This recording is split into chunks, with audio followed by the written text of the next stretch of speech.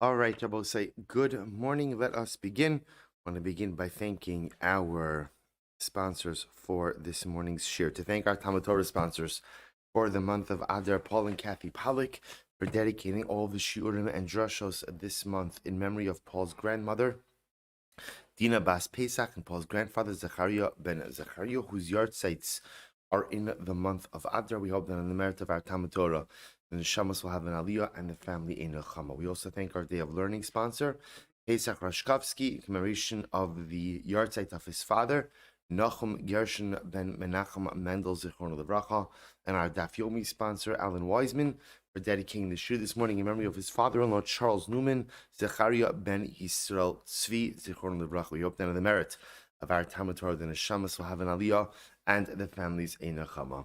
Well, so with that, let us begin. Today's daf is Pei 85, and we are picking up in Meretz Hashem on Pei Dalam Melevez 84b.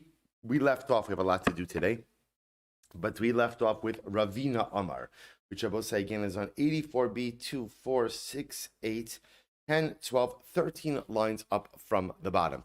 So we'll say, so if you remember again, yesterday we were going through all the different, we're up now to the seventh nafkamina. The seventh practical difference between the two opinions expressed on Pei Dalet Amud Aleph, namely, we're trying to figure out halacha lemaisa, when is a carbon pesach subject to the prohibition of etzem losish berubo, that you can't break a bone. So we saw two different approaches, two different opinions. One opinion said when the carbon is kosher, the carbon is kosher, and one opinion said when the carbon is fit for achila, roy lachila. So remember, again, at first glance, when you see those two opinions, they look the same. But they look like the same thing. But the fact that they are expressed independently indicates to us that they are in fact two different opinions. And therefore, halacha l'maisa, the Gemara tries to figure out the nafkaminos, tries to figure out the practical difference between them. We've gone through 6 so far, and we now find ourselves by Ravina. So Ravina says as follows: Kol ki gavno. If you want to go with the case that we expressed previously, which was the case of Rav Ashi, which spoke about, again, a limb that didn't have upon it the kizayis basar, everyone would agree that in that kind of situation, kol ki gavna less be mishum shviras ha'etzem.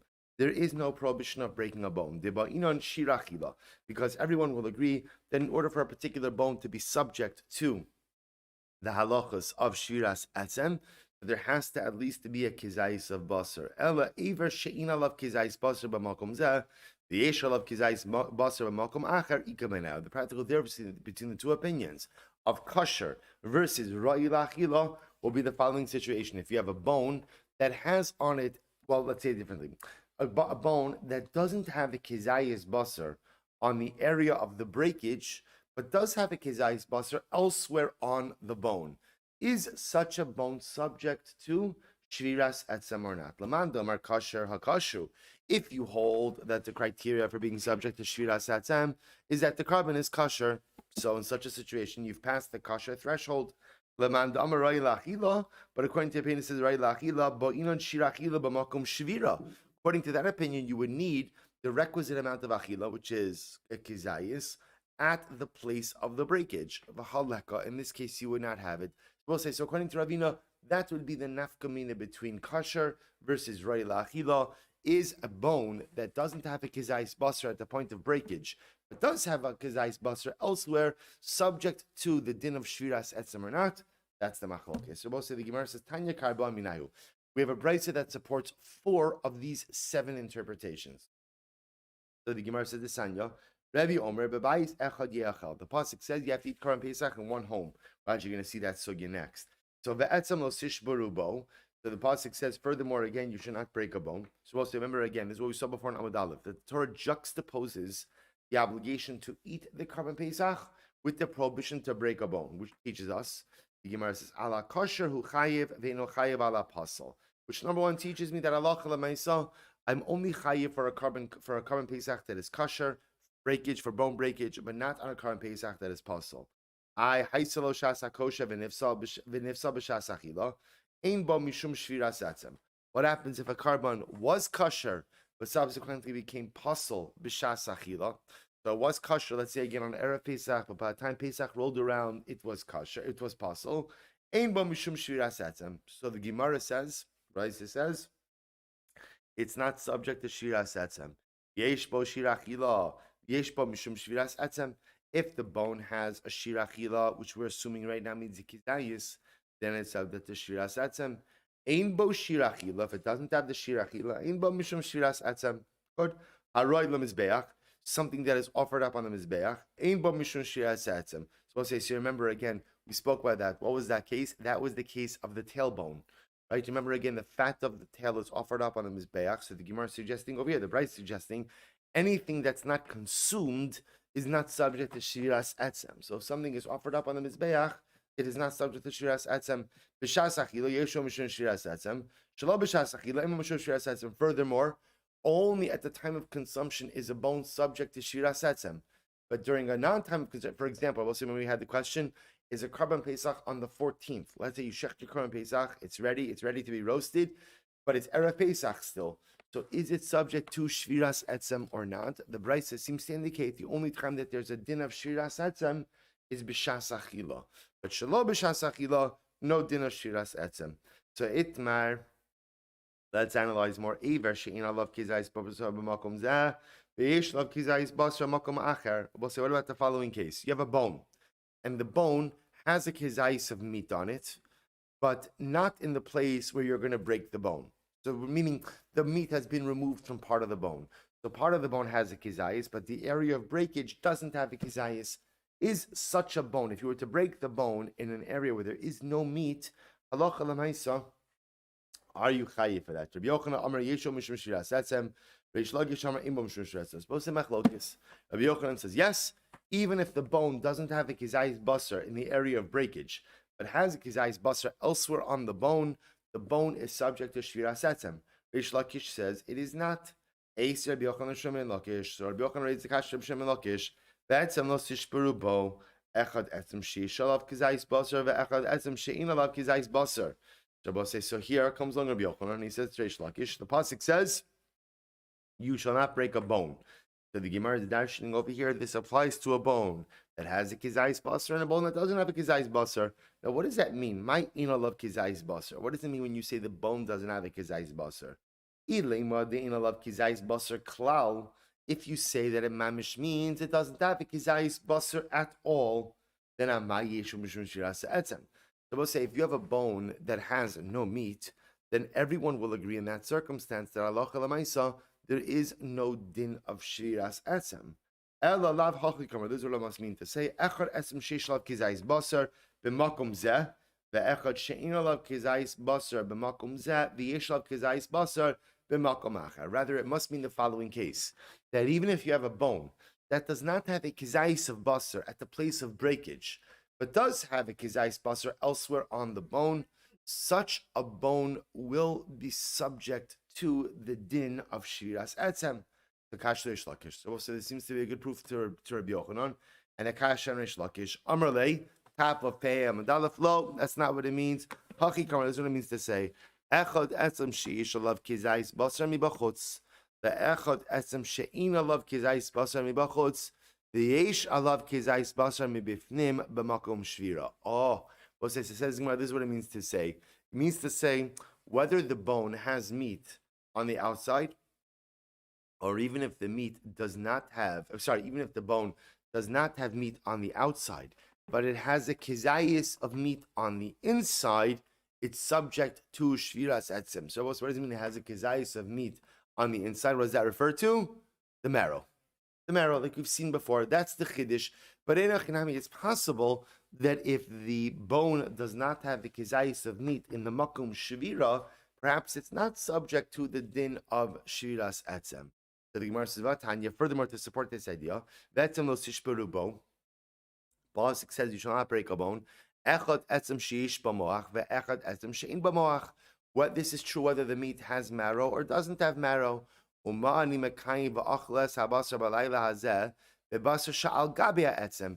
pasuk says you shall eat the meat, that refers to the meat on top of the bone. And or maybe it refers to the meat ultimately again in the bone itself. And what does it mean when it says the pasuk says don't break a bone? That's referring to a bone that doesn't have marrow. But perhaps if the bone does have marrow, you're allowed to break the bone in order to access the marrow, since the marrow counts as basar. Va'al titama, and don't wonder about this, because after all, shahari yavo asay v'itchalos asay, maybe the asay of achilas Pesach is doche the lo sasev etzem lo sishburubo, and that would allow you to break the bones to access the marrow. Kishu omer ve'etzem lo yishberubo bePesach sheni. So we'll say when the pasuk says etzem lo yishberubo and it's referring to Pesach sheni, shein tamalomar, you don't need another din by Pesach sheni. Why? Trek var ne'emar kicholchuko sa Pesach yasu also. We'll say by Pesach sheni, the Torah already says all of the halachas that apply to Pesach Rishon apply to Pesach Sheni.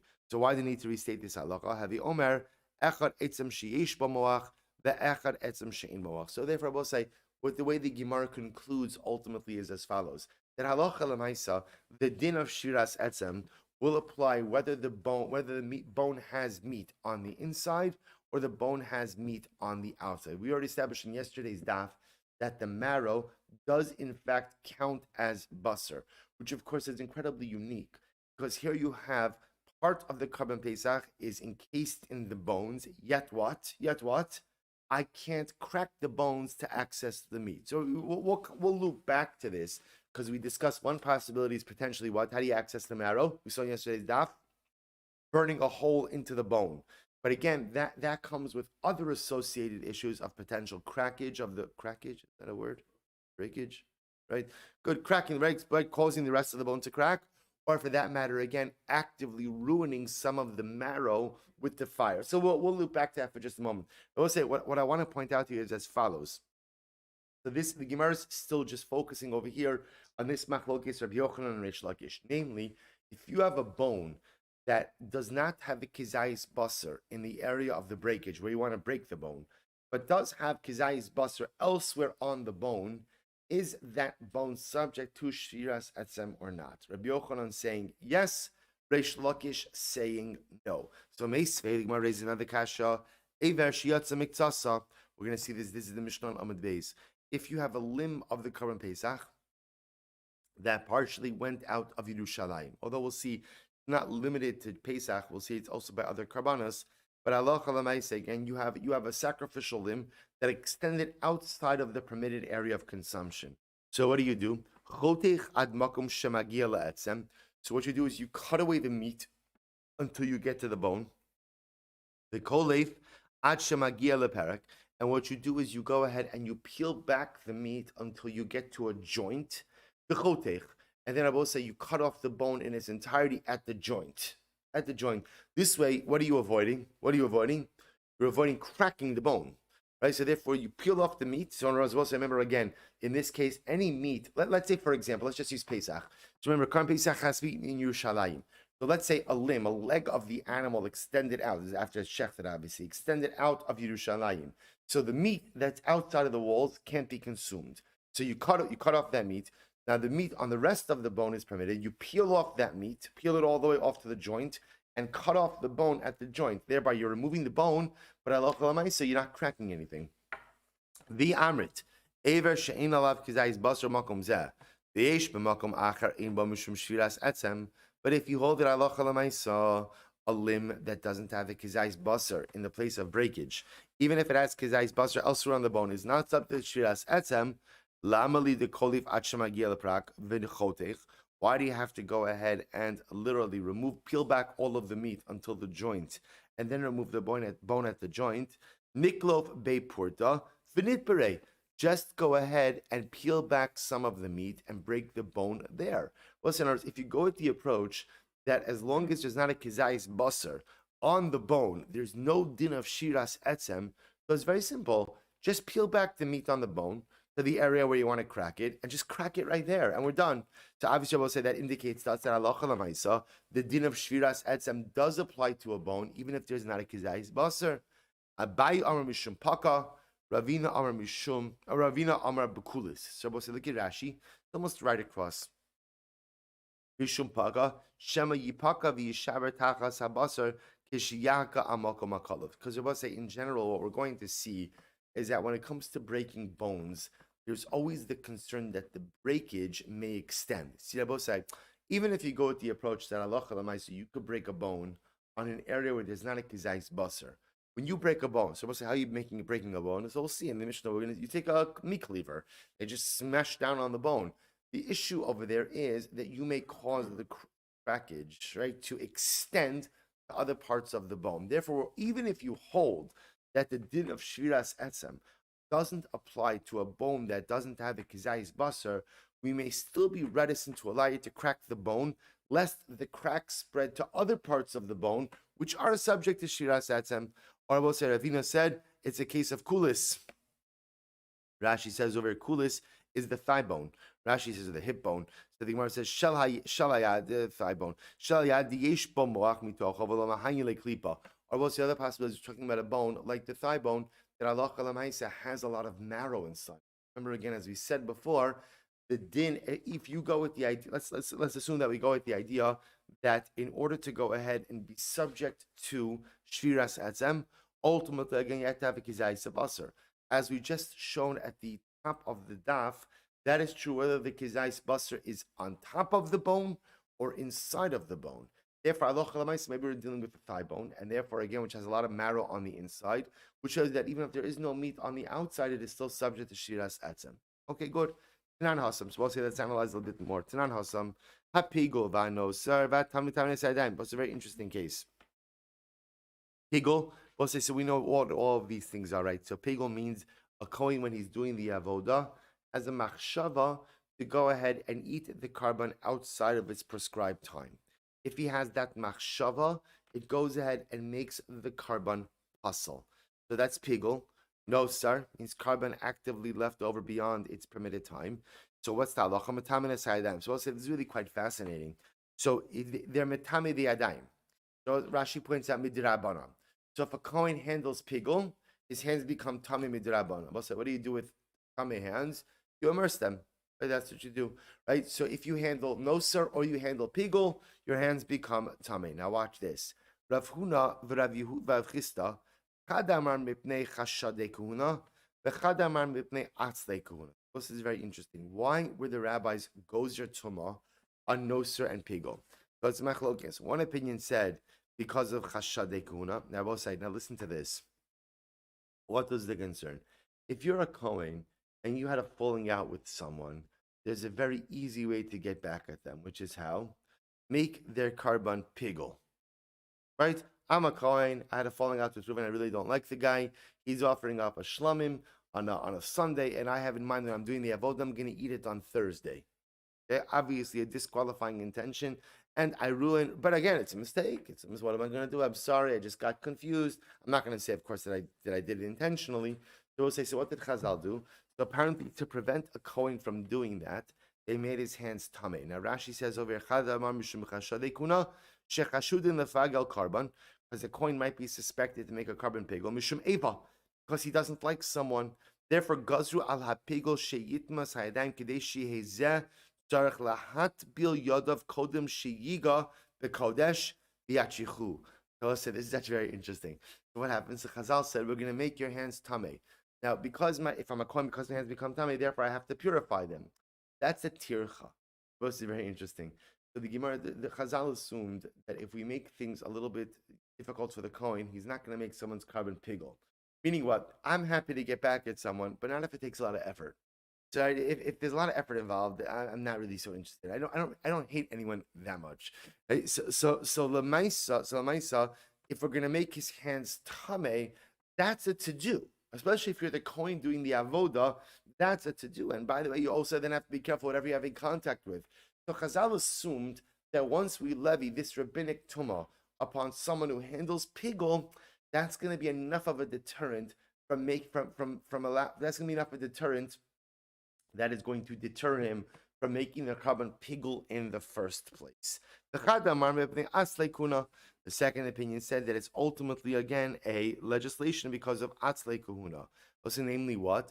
That Allah Kalamaisa, because of kohanim who may be lazy, don't eat karbanos on time, and therefore Allah Kalamaisa will make no sar metame sayadayim. So this creates incentive not to allow for no sar. So the Gemara says, Mar masniya pigul, umar masniya no sar. So in reality, again, remember, these two opinions are both referring to two different things. The rabbis legislated pigol, right? I should say tumas hayadayim by pigol, ultimately mipnei chashadekuna, because of kohanim who were suspected to intentionally make a carbon pigol out of animosity for the owner, and ultimately again they legislated tumas hayadayim by nosar in order to address lazy kohanim. So man masni pigol, man masni nosar, man de masni pigol mishum chashadekuna, man de masni nosar mishum asle kuhuna. Now listen to this. Not only that, mar masni kizayis, umar masni kebeitza. One opinion said that the shear, right? What's the shear that generates this rabbinic tumah? One opinion said it's a kizayis, and one opinion said it's a kebeitza. Man de masni kizayis ki isuro, uman de masni kebeitza kitum also. The one who said it will say kizayis, because in general, whenever you have an isra achila, right? An isra achila is a kizayis. And the one who said a kebeitza, an X volume, is because Rabbi said the shear for tumas ochlin ultimately again is a kebeitza. See, barilahu. Yotzei gazu rabbanan tumalo. So we'll say, see, here's what we have. So you're going to see that entire discussion was just an introduction for this one. See, here's what I know. I know that Chazal legislated tumas hayadayim in certain situations. So we've seen two so far. Pigol, and the reason Chazal did that was because, again, in order to deter a Kohen with a grudge, nothing worse than a Kohen with a grudge, right? To deter a Kohen with a grudge from making someone's carbon pigol, and they were gozer tumas hayadayim in order to kind of give a little bit of a push to lazy Kohanim not to leave over karbanos past the prescribed time. Okay, now here's the shaila. Yotze gozer rabbanan tumalo. We'll say what happens. We referenced this before. What happens if you have a carbon that extended out of its permitted mechitzas? So a very simple case. Let's stick with what we're doing. Pesach. I have a carbon Pesach, and a limb of the Pesach extended out of Yerushalayim. So here's what I know, right? What do I do with the meat? What do I do with the meat from the limb that extended out? I burn it, right? I have to pray. I cut it off. And again, depending, machlok is what I do with the bone. Do I peel it back, cut it off at the joint? But what I know for my purposes right now is the meat, obviously, the meat on the part of the limb that extended out of Yerushalayim must be burned. It cannot be consumed. Okay. Now the shaila Gemara has is when somebody touches that meat, is it goreim tumah?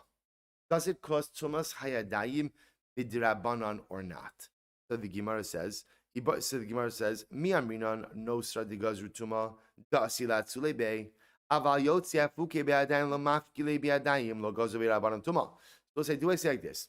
The reason the rabbis were gozer tumas hayadayim by nosar is because there are kohanim who are lazy, and therefore, in order to give them a little bit of a zrizus, this tumas hayadayim will deter them from being lazy and leaving over the karbanim past the prescribed time. But I'm not worried that someone's going to actively take a part of their carbon outside of Yerushalayim. In other words, we're both saying Chazal legislated tumas hayadayim as a deterrent. It was there because they were afraid people were going to do something, and therefore, again, the appearance of tumas hayadayim deterred the individual from doing this thing. I'm afraid that a Kohen is going to get back at someone by making the carbon pigol. Tumas hayadayim prevents him from doing that. It deters him from doing that. I'm afraid that a Kohen is going to be lazy, leave over the carbon. Tumas hayadayim prevents him from doing that. We're not. The Gemara says, are we concerned? It doesn't appear that we're concerned that people are going to actively take a part of a limb of an animal, take it outside of Yerushalayim, that we have to institute or legislate tumas hayadayim as a deterrent. In other words, right? Remember, tumas hayadayim is a deterrent. So the Gemara says, let's read this inside. So the Gemara says, mi amrina no sir, the goes to tumadasi la tzulebe. We goes to tumas hayadayim by no sir because people are lazy, and tumas hayadayim is a deterrent to being lazy.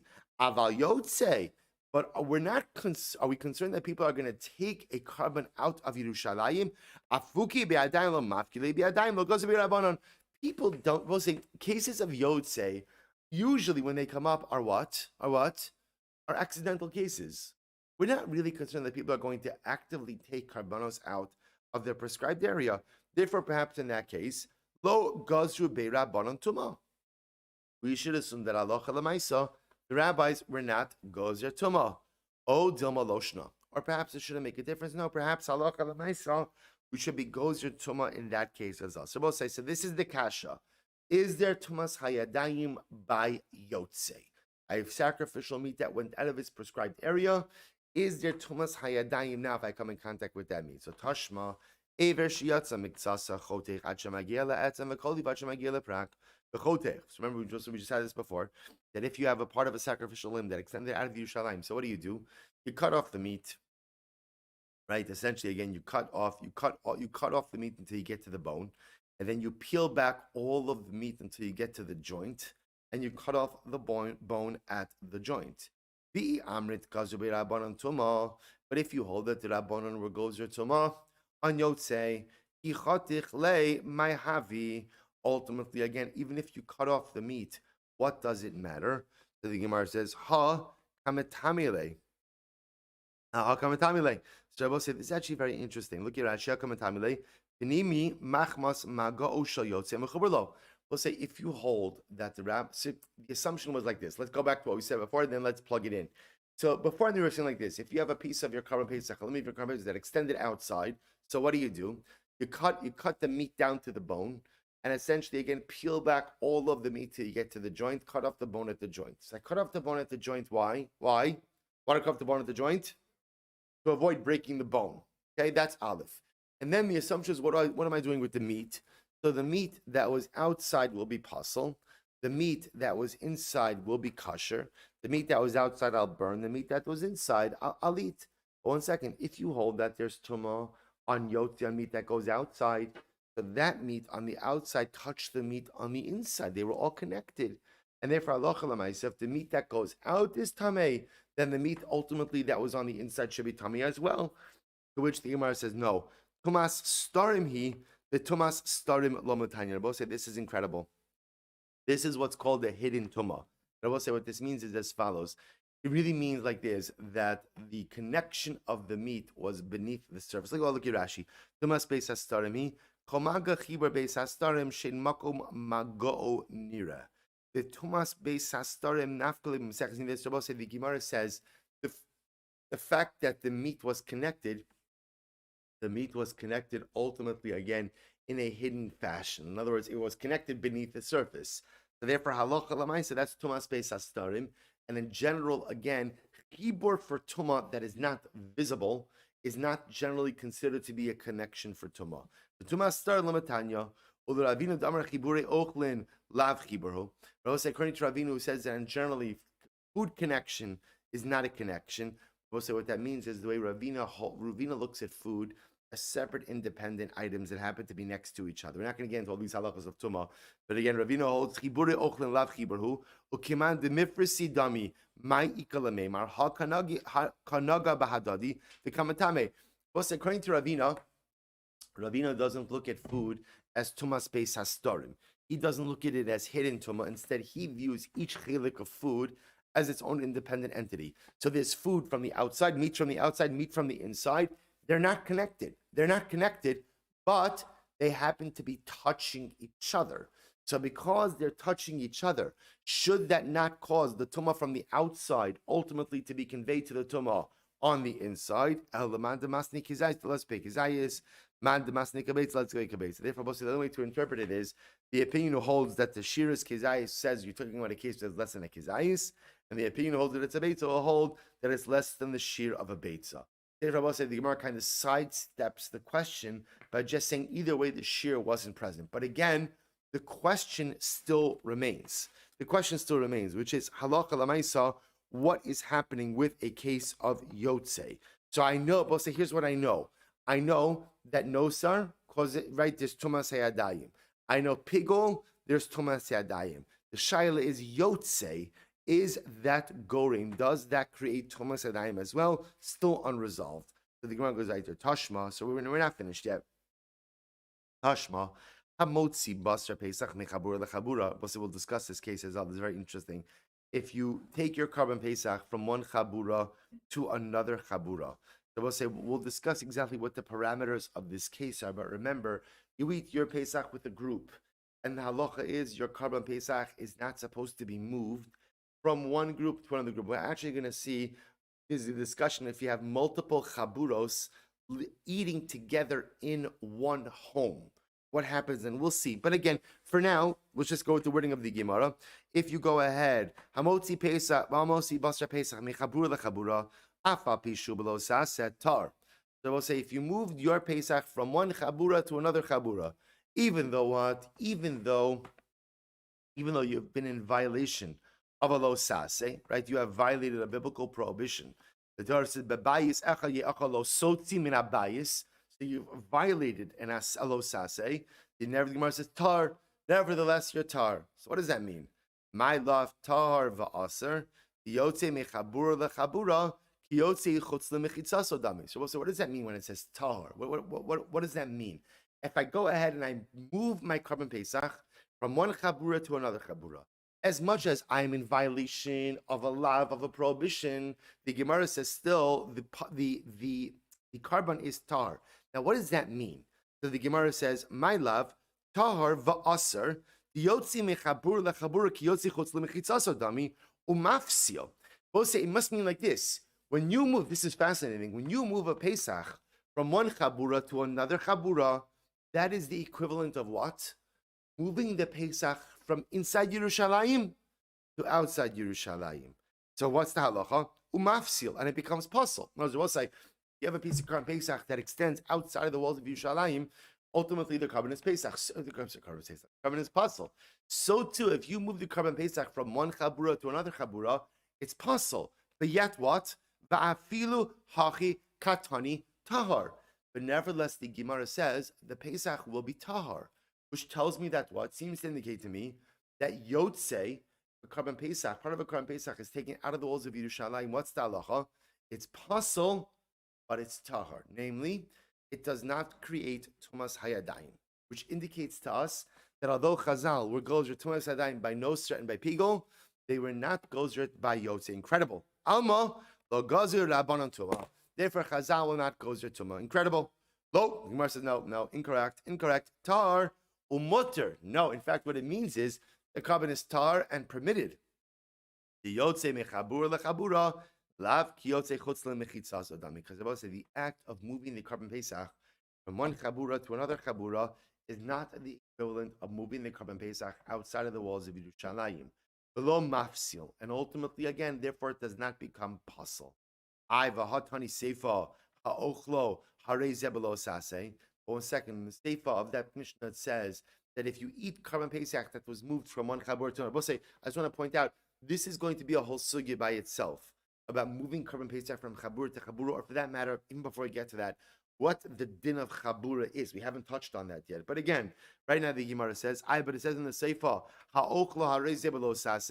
if you eat the carbon pesach that's moved from one chabura to another chabura, you've been in violation of a law. It's like Izayis.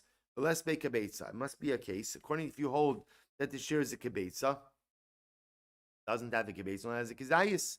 So we'll say, if you hold the kizayis, then what is there to say? Ella, here we go. The lo gazur rabbanon tuma. Rather, the Gemara says no. It is clear to us that Chazal were not gozer tuma in a case of yotze. Although Chazal were gozer tuma sayadayim in a case of pigol and in a case of nosar, they were not gozer tuma in a case of yotze. My taima, why not? B'nei chabura's reason hein umishar zikiri bay, because they both say Korban Pesach is eaten in a chabura, and ultimately again the chabura are b'nei chabura's reason hein. The members of the chabura are zoris. The word alacritus. Yeah, good. They are alacritus, right? They are diligent. They're very careful. If you look at Rashi's the last line of Rashi is zikirin hein. Shish rabim umizarzim, because there's a number of people. They mizares each other. Me'lahotzi, and ultimately again to take the Korban, from preventing each other from taking the Korban Pesach out. Although it's tarech lach muri alay shlavol yitzir. Both say, remember, it's very important. Let's go back for just a moment. Why did Chazal institute Thomas Hayadayim by Pigul and by Nosar? It's a deterrent. They were afraid that people were going to do something illegal. We were afraid that a Kohen is going to purposely make someone's carbon pigul because he doesn't like the guy.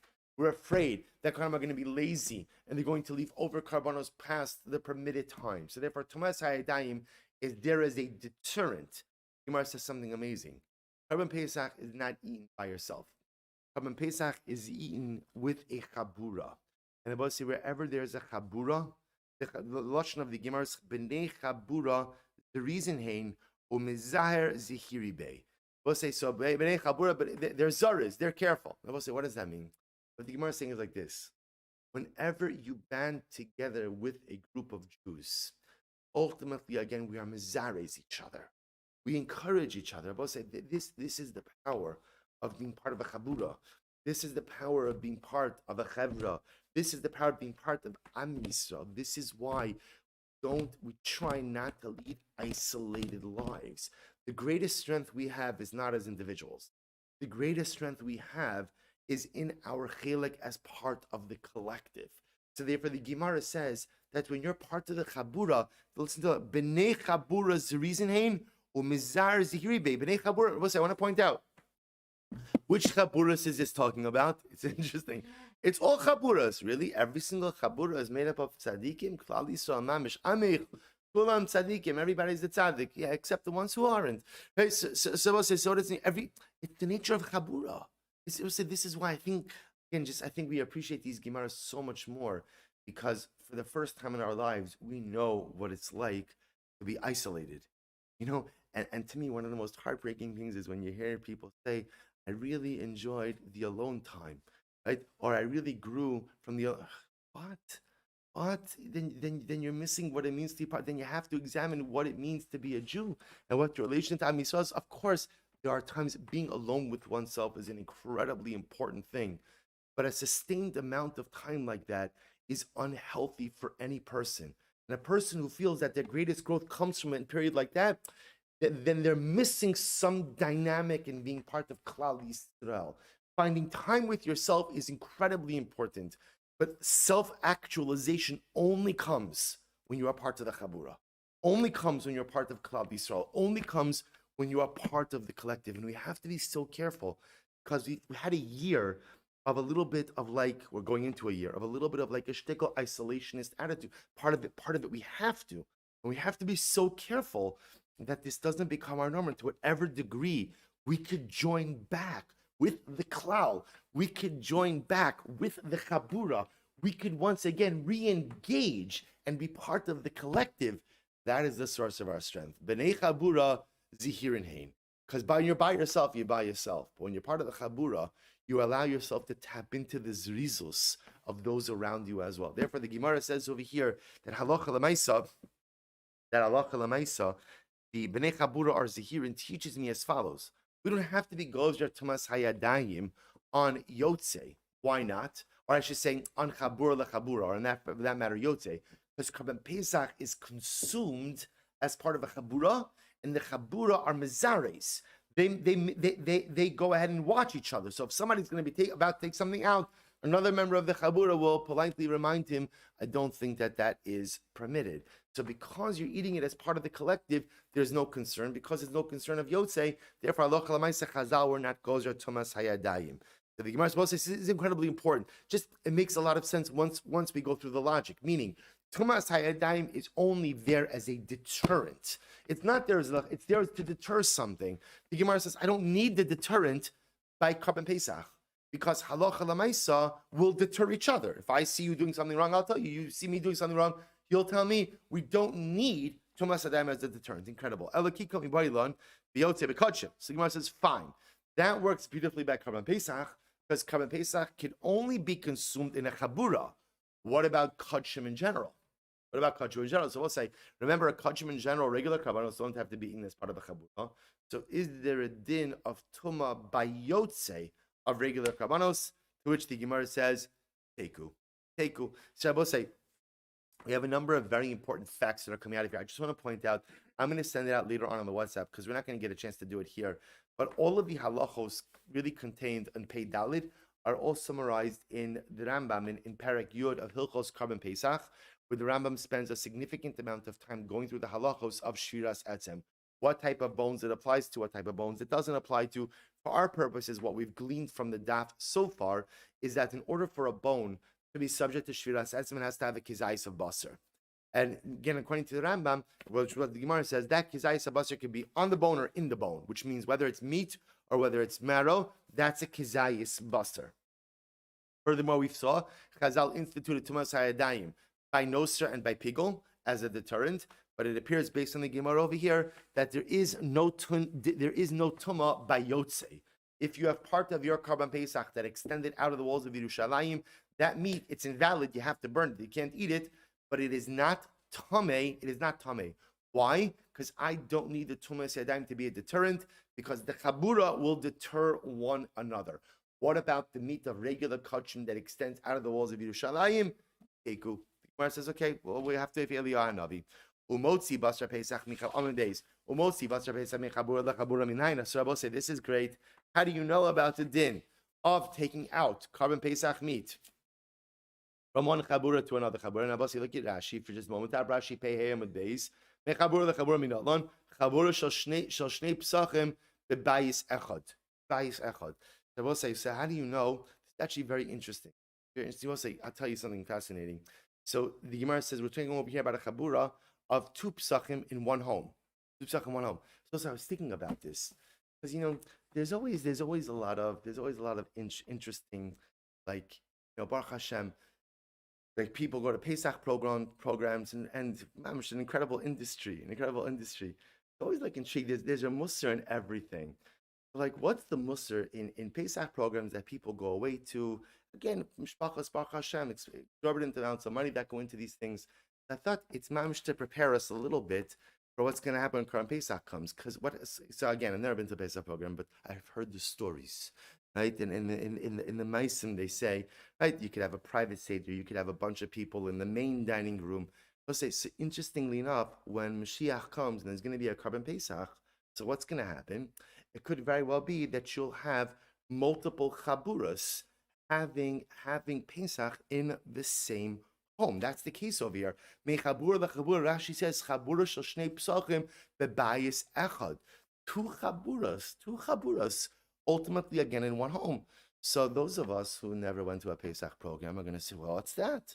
But Baruch Hashem, those who have, mamish see this year in and year out, right? Multiple chaburas having Pesach in one home. Now, I will say, now the interesting part about this is as follows. So what's the halacha then moving the Pesach from one chabura to another chabura? Now, we're in the same home. We're under the exact same roof. We're in the same dining room. But yet, again, the Gemara says, again, we'll see this sugya a bit more fully, but we'll see this sugya that halacha l'maisa, apparently, you're not allowed to move your Pesach from one chabura, from one group to another group, even in the same home. Even in the same home. So the Gemara says, this sanyo, how do we know this? Minayin, where do I know this from? This sanyo, lo sotzi min habayis min habasar chutza. That halacha l'maisa, literally, don't take out from the home, from the Karban Pesach, outside. Now, ainly elami bayis lechabayis. I will say, now again, that's saying from one home to another home. Mechabur lechabura minayin. What about from one chabura to another chabura? Talmud lomar chutza chutz la'achila. So this is fascinating. The Gemara dashes chutza. Chutza means once you establish a place, a makom, ultimately for consumption of Karban Pesach, you cannot move the Pesach outside of that makom. Then I will say, so which means what? So again, I will say, imagine this is one, right? Imagine we're eating Karban Pesach inside here, inside of this main stage, inside of the shul. So again, my chabura is over here, Ruvain's chabura is over there. So literally what it's saying is, I can't take from my chabura and go to eat it over there. Why chutza?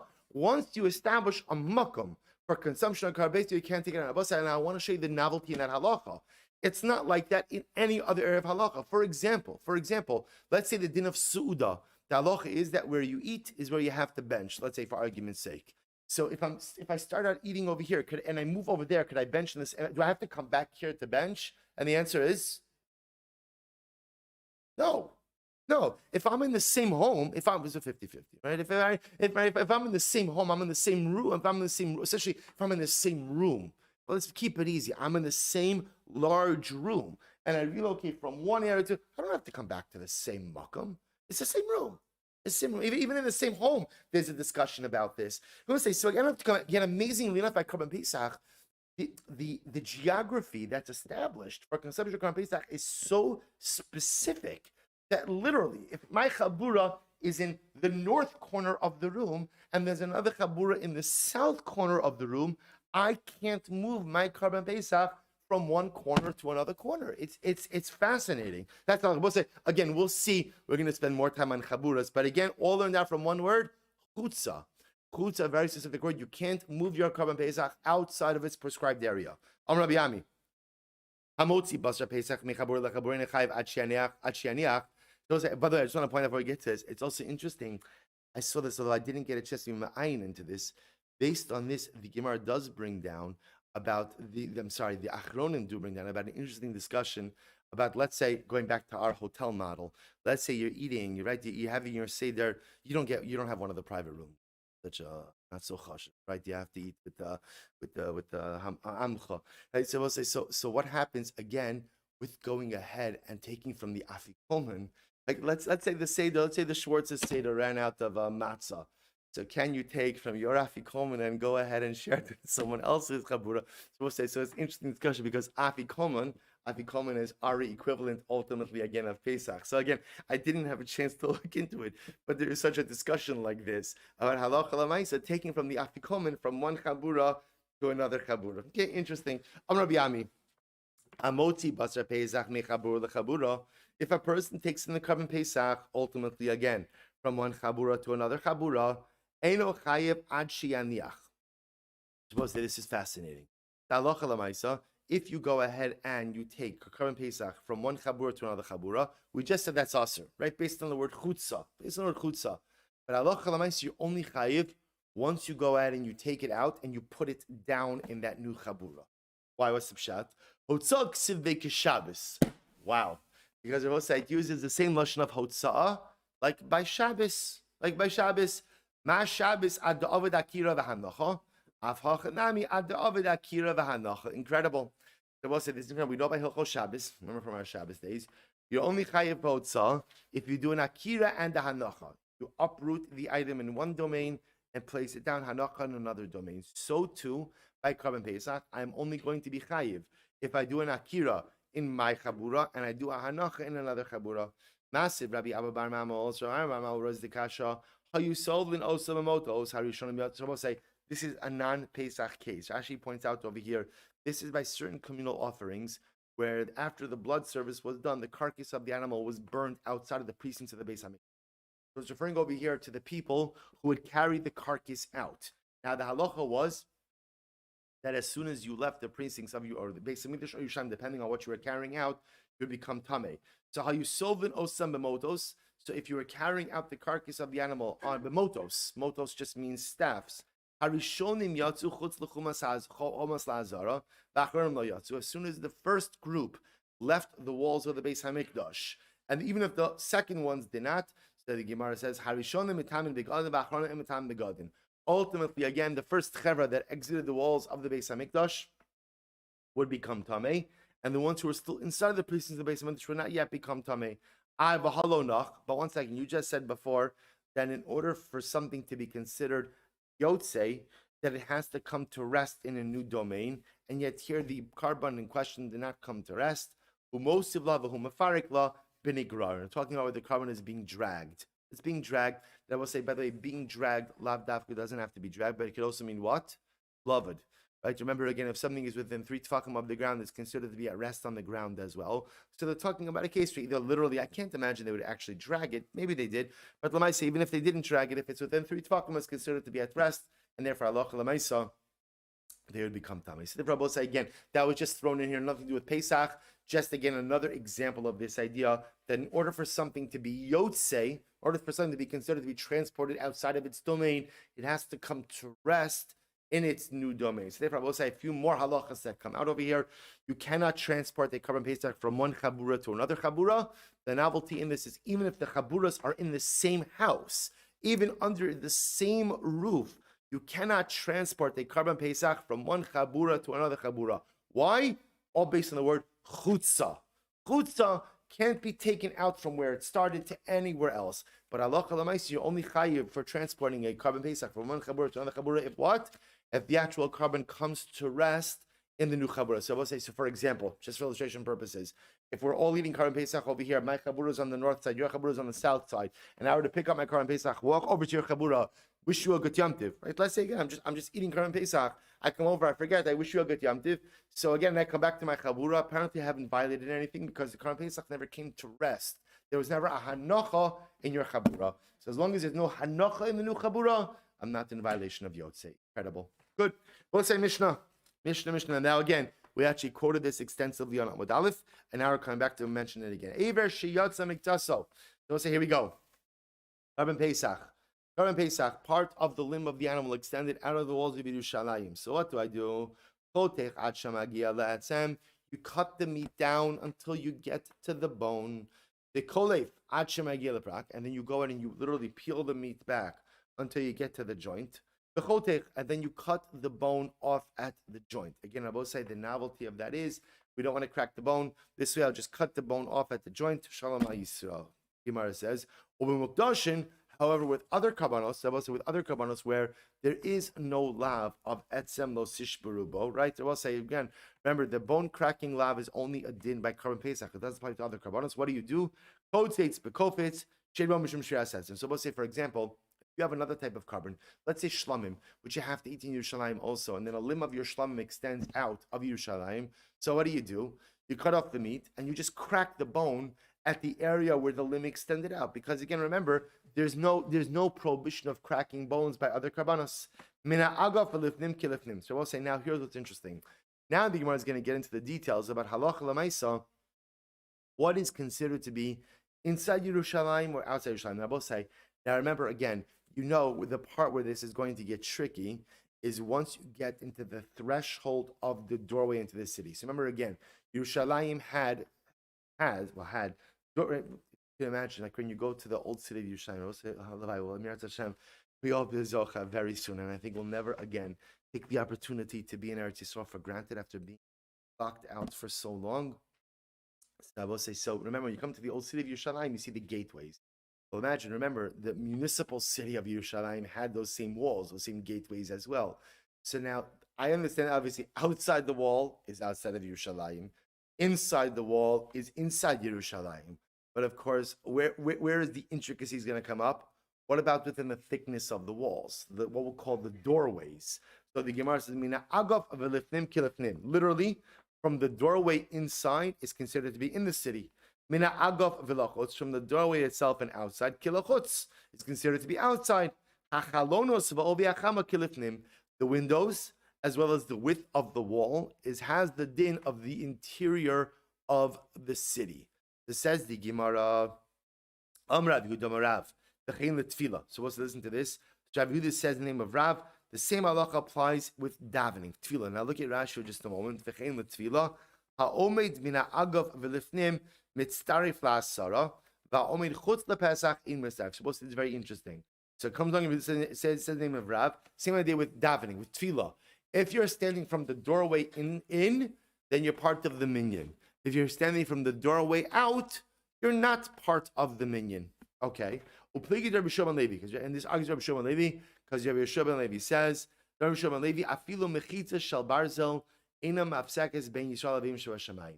Rabbi Shimon Levi says that halacha l'maisa, even a steel barrier cannot go ahead and create a separation between HaKadosh Baruch Hu and Klal Yisrael. We'll say truly beautiful. Rabbi Shimon Levi says, so the first opinion says, now they're not really saying the same things. In other words, the Gemara is talking about who could count as part of a minyan. So Rav says, anyone who's from the doorway inside is part of the minyan, but if you're outside of the doorway, then halacha l'maisa, you're not part of the minyan. Inam etzarif to the group. Rabbi Shimon Levi says that halacha l'maisa, there's no such thing as a separation for a minyan. He's not really saying it halachically, he's saying it much more hashkafically. That nothing interrupts, nothing interposes between the Jew and the Ribono Shel Olam. We'll say, what a profound statement. Afilu mechitza shel barzal eina mafsekes ben Yisrael avim shvashan. We'll say, no matter, sometimes I do things in life, and I think that those things create a barrier between myself and HaKadosh Baruch Hu. Here's what's amazing. Rabbi Shimon Levi says, sometimes my mistakes and my failures create distance, but they never create a barrier. You hear that, Chilik? I can create distance between myself and HaKadosh Baruch Hu. I can do. Unfortunately, when I do the wrong thing, I create distance, but never a barrier. Never a barrier. What's an afkamina? A distance could always be traversed. I create a distance, I can run back. A barrier sometimes can't be overcome. If the barrier is too high, the barrier is too thick, the barrier is too overwhelming. So Rishon Levi says a Jew, there's never a barrier between the Ribono Shel Olam and Klal Yisrael. Distance, maybe, Chas v'shalom, maybe yes, but a barrier never. Haguf Akashi, but there's an inherent contradiction. You said, Amrit, Mina Agaf Lifnim Kilifnim. You said from the doorway inside is considered like the inside of the city. Now remember, imagine for just a moment. Remember, you have an entranceway to the city. The entranceway has a doorway. The door itself has a thickness, right? What's the status of that area? What we'll call the area that represents the width of the door itself. The door, we'll call it the doorway. So on one hand, you said from the doorway in is considered to be the inside of the city. I would assume from that, ha'agaf atzmo, the width of the door itself, that area, I would assume is reckoned like outside of the city. Ema seifa, but yet look at the seifa, mina agaf elachotz kilachotz, from the doorway outside is considered to be outside of the city. Ha'agaf atzmo kilifnim, but that I can infer from that the doorway itself, the area, the width of the doorway, is considered to be like the inside of the city. Shabbos, I see here the shaila, the actual area when the door closes, that width that the door occupies, does that area have the status of the interior of the city or the exterior of the city? And the Gemara says we seem to have two contradictory inferences. To which the Gemara says, Lokashya, ha b'shari azara, kan b'shari Yerushalayim. To which the Gemara says not a contradiction. Rather, the Gemara will say it depends. What does it depend on? Are you talking about the gates of the Beis Hamikdash or the gates of Yerushalayim? We'll say, take a look at Rashi for just a moment. Shari Yerushalayim, agaf atzmo kilachutz, shalom es kadesh uvyon. We'll say when it comes to the gates of Yerushalayim, the doorway itself is considered to be, the width of the doorway itself is considered to be like the exterior of the city. You'll see why in just a moment. But when it comes to the gates of the Beis Hamikdash, Rashi says, Shari Azara, Neskadesh Ovyon Bikdushas Azara. We're going to see when it comes to the gates of Yerushalayim, the actual area of the doorway, right, the thickness of the doorway, that is considered to be like the exterior of the city. When it comes to the gates of the Beis Hamikdash, the width of the door, I'll call it, that is considered to be the interior of the Beis Hamikdash, with one exception, Shar Nikanor, as we'll see in just a moment. So look back at the Gemara. We'll finish with this. Rabbi Shmuel bar Yitzchak, Mipnei Malon is Kachu Shari Yushalayim. Listen to how beautiful this is. Why is it that the width of the doorway of the gates of Yerushalayim does not have the Kiddush of Yerushalayim? It's considered to be like the outside of the city. Mipnei Shemitzoroin Maginan Tachtein Becham Neachama or Begisham Neagisham. We'll say, listen to this. How moving and beautiful this is. The Mitzoroin, right? The lepers who have to go outside of the city of Yerushalayim. They would utilize the width of the doorway, the width of the doors of the gates, that area, to provide them with shelter from the rain and shade from the sun. So because the Mitzorah and ultimately, again, could benefit from that area, we treat that area as outside of Yerushalayim. Because if you treated it like inside of Yerushalayim, they could not stand under the width of the doorways during the rain or to protect them from the sun. Isn't this incredible? So we'll go ahead and we'll diminish the area. Understand, we'll diminish the area of Yerushalayim to give benefit to the Mitzorah. We'll diminish the area of Yerushalayim in order to be able to give benefit to the Mitzorah. The Gemara says, why was Shar Nikanor? Now we'll say Shar Nikanor was the gate, was the eastern gate. Was the eastern gate going into the primary part of the Beis Hamikdash? Why was the width, right? Literally the width of the doorway of Shar Nikanor not consecrated? Because I will say, when the Mitzorah would come to be purified, remember again, he needed a blood application on day 8 of his purification. So if Shar Nikanor, if the width of the door of Shar Nikanor was Mekudash, was sanctified, the Mitzorah would not be able to stand there. But the Mitzorah needs a blood application from the coin standing in the Azar. So look at Rashi just a moment. Rashi says over here, Mipnei Malon is Kacha Shar Nikanor, Bikdushas Azara, Omdin Shabba Yom Shmona, Lemei Safro, La'achash and Esrapi, Vegalach, Vetaval. So without going into everything over here, so the Mitzorah would stand in the width of Shar Nikanor, which was not sanctified, Therefore, he could stand there and the Kohen could do the blood applications upon him. The Kohen standing on the interior area of the Beis Hamikdash, the Mitzorah standing pretty much like in the Azara, the courtyard of the Beis Hamikdash, right by Shar Nikanor, and the blood application could happen right there. So the Rebbe will say, what turns out is something really fascinating. That halacha l'maisa, remember, we're talking about over a very specific area of the width of the door, right? So when the door is closed, that width, that area that the door occupies, what is the status of that area? To which the Gemara says it depends. In the walls of Yerushalayim, that area is considered to be ultimately kilachutz. And why is it considered to be kilachutz? Because this way the Mitzorayim can benefit from that area. Shelter from the rain, shade from the sun. But in the Beis Hamikdash, interestingly enough, that area is not sanctified. That gate, that width, really, I'm sorry, let me take it back.